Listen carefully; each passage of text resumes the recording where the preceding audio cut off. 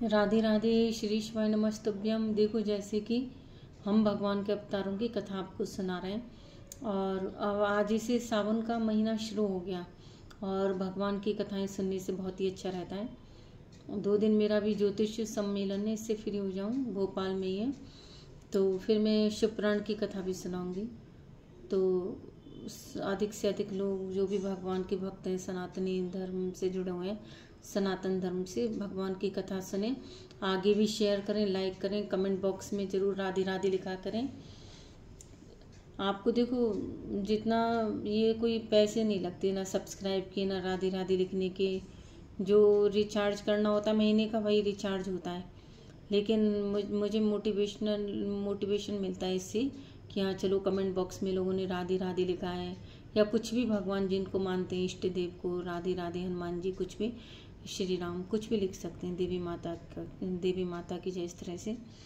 तो आज हम सुनाएंगे, देखो, कलयुग में जो लास्ट में, जो कलयुग के अंत में जो अवतार होगा भगवान का, कल के अवतार, उसकी कथा सुनाएंगे, छोटे से रूप में सुनाएंगे इसको।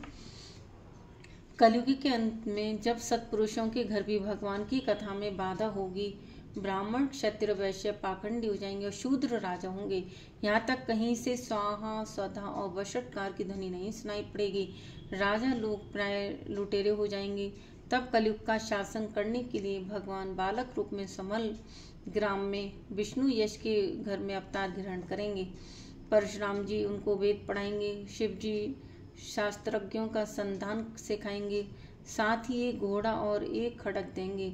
तब कल के भगवान ब्राह्मणों की सेना साथ लेकर संसार में सर्वत्र फैले हुए मलेच्छों का नाश करेंगे। पापी दुष्टों का नाश करके वे सतयुग के प्रवर्तक होंगे। वे ब्राह्मण कुमार बड़े ही बलवान, बुद्धिमान और पराक्रमी होंगे। धर्म के अनुसार विजय प्राप्त कर वे चक्रवर्ती राजा होंगे और इस संपूर्ण जगत को आनंद प्रदान करेंगे। जय जय श्री राधे।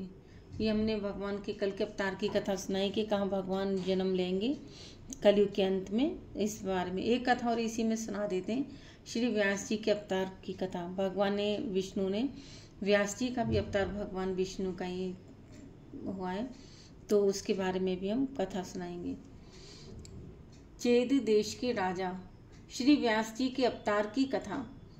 चेद देश के राजा वसु पर अनुग्रह करके देवराज इंद्र ने एक दिव्य विमान दिया था, जिस पर बैठकर वे आकाश में सबके ऊपर विचरते थे। अतः उनका नाम उपरचर वसु पड़ गया था।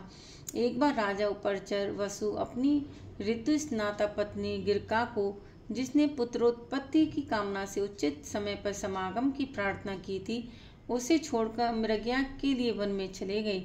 वन में ऋतुराज वसंत की अद्भुत शोभा देखकर राजा को कामोद्दीपन हुआ, जिससे उनका वीर स्खलित हो गया। राजा ने यह विचार कर कि मेरा वीर भी व्यर्थ न जाए और रानी का ऋतुकाल भी व्यर्थ न हो, अतः वटपत्र पुटक में रखकर एक बाज पक्षी के द्वारा उस वीर को रानी के पास भेजा।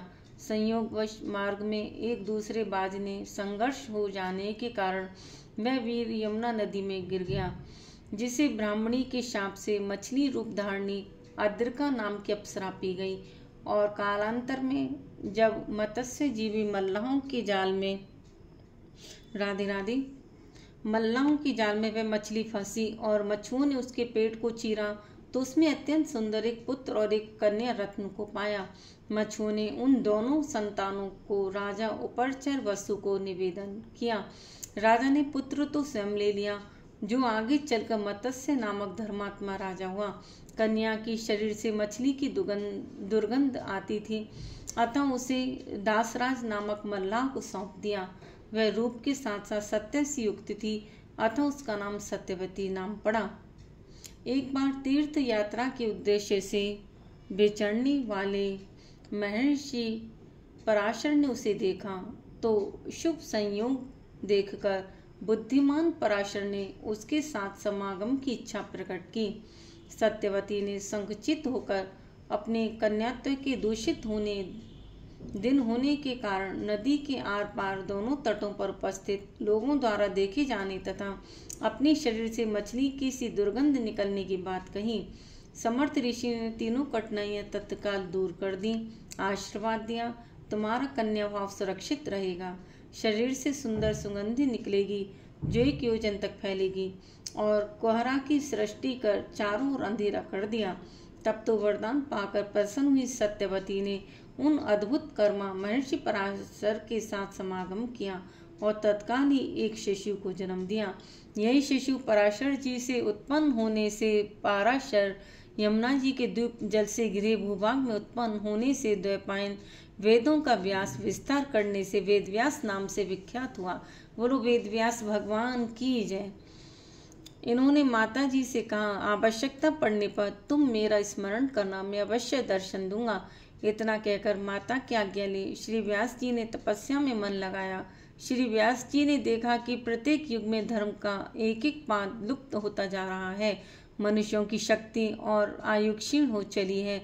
यह सब देख सुनकर उन्होंने वेद और ब्राह्मणों पर अनुग्रह करने की इच्छा से वेदों का व्यास विस्तार किया। वेद में सबका अधिकार न होने से सर्वसाधारण को वेद तात्पर्य सुलभ कराने की दृष्टि से आपने 5वें वेद तुल्य महाभारत इतिहास ग्रंथ की रचना की। फिर वेदों का अर्थ स्पष्ट करने के लिए ही महापुराण की रचना की। महापुराणों की उन्होंने रचना की व्यास जी ने, परंतु मन में जैसी शांति चाहिए वैसी शांति नहीं होने से अपने को अकृतार्थ सा मानकर खिन्नता को प्राप्त श्री व्यास जी ने देवर्षि नारद जी की प्रेरणा से श्रीमद् भागवत महापुराण की रचना कर परम विश्राम पाया। परमहंस आचार्य श्री सुखदेव जी आपके पुत्र हैं। बोलो व्यास जी भगवान की जय, सुखदेव भगवान की जय। राधे राधे।